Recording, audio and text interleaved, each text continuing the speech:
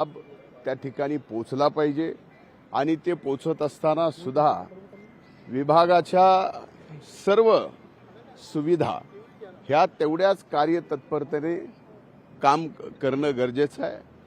आज हे राशन पोचवण्यासाठी अवास्तव लॉजिस्टिकला लागणारा जो खर्च आहे तो कमी करून त्यातून अधिकच्या लाभार्थ्यांना कसं आपल्याला अन्नधान्य देता येईल या सर्व विषयावरती आज पहिल्याच बैठकीमध्ये चर्चा झाली आणि एक 100 दिवसाचा आमच्या विभागाचा तसंच सर्वच विभाग या ठिकाणी देत आहेत तर सर्वच विभाग एक 100 दिवसाचा कार्यक्रम आदरणीय मुख्यमंत्र्यांना या ठिकाणी देत आहेत। तर आमच्या विभागाचाही कार्यक्रम हा 100 दिवसाचा देण्याच्या संबंधित काही सूचना आजच्या बैठकीमध्ये मी आमच्या विभागाच्या काही अधिकाऱ्यांना केल्या।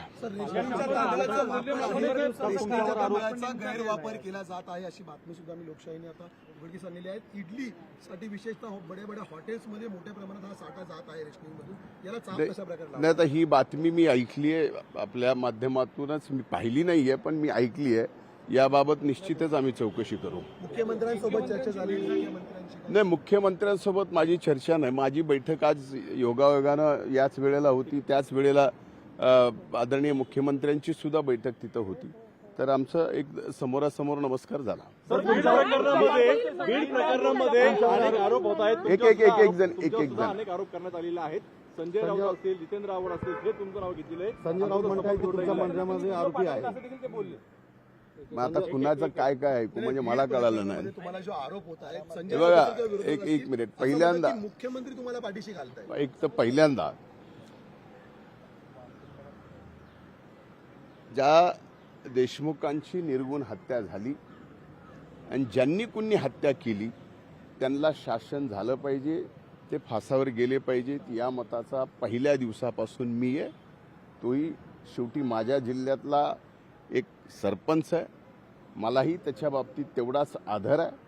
आता यात जे कोण गुन्हेगार आहेत त्या सर्वांना फाशीची शिक्षा करा, मग तो कुणी असो, कुणाच्याही कितीचंही कुठल्याही जवळचा असो, अगदी माझ्याही कुणी जवळचा असो, तर त्याला सुद्धा सोडायचं नाही हा एक व्यक्ती म्हणत असताना फक्त राजकारणापोटी माझ्यावरती काही जणांनी आरोप करणं याच्या मागे काय राजकारण असू शकतं हे आपण समजू शकता। धन्यवाद। मराठवाड्यामध्ये 28% विद्यार्थ्यांना मराठी भाषा बोलता येत नाहीये, इंग्रजी तर दूरच राहिली। अहवाल आला आहे, मुलांना मराठी देखील बोलता येत नाही मराठवाड्यात। मला तो अहवाल पाहावा लागेल।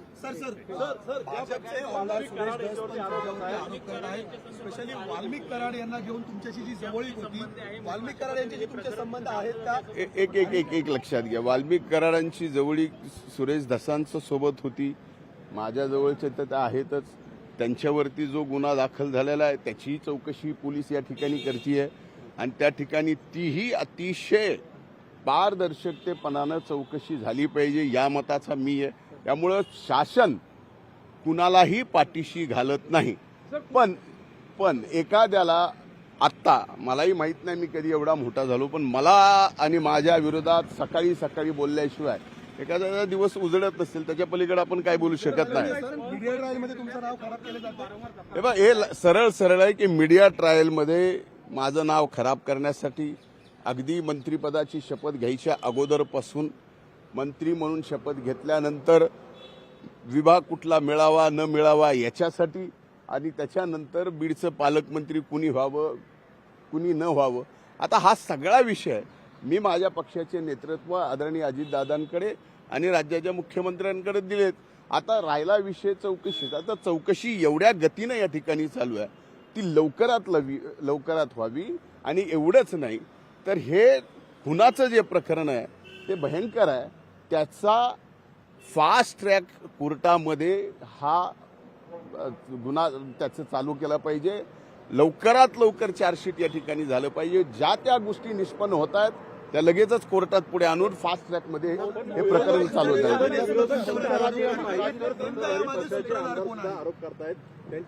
आता एक बघा, कोण आहे कोण नाही मला याच्याशी घेणं देणं नाही, पण कुणी ना कुणी काय आहे नेमकं काय आहे तर माझं असं म्हणणं आहे की माध्यमं जे आहेत माध्यमांनी शोध घ्यावा माध्यमांनी सुद्धा फक्त माझ्यासारख्यालाच एकट्याला मीडिया ट्रायल करून, ज्याचा की या कुठल्याही गोष्टीशी कसलाही संबंध नाही, आता या प्रकरणामध्ये मला मीडिया ट्रायल करून त्याचा उद्देश काय असू शकतो त्यांना, तर मला पूर्णपणानं समाजकारणातनं आणि राजकारणातनं उठवणं. सर, मुख्यमंत्री आजपर्यंत काही चर्चा झाली का तुमची?